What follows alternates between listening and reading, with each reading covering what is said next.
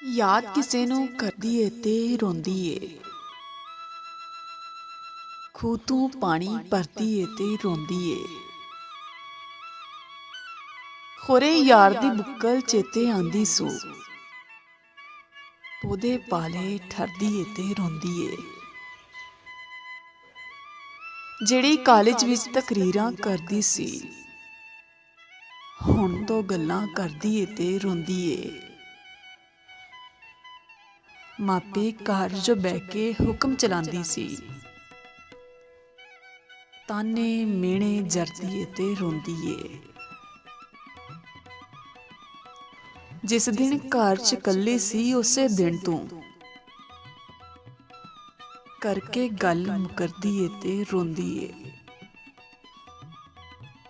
ਖੋਰੇ ਉਹਦੇ ਨਾਲ ਕੀ ਹੋਇਆ ਏ ਨਾਜ਼ਮ ਜੀ। ਸਿਰ ਤੇ ਚੁੰਨੀ ਧਰਦੀ ਏ ਤੇ ਰੋਂਦੀ ਏ।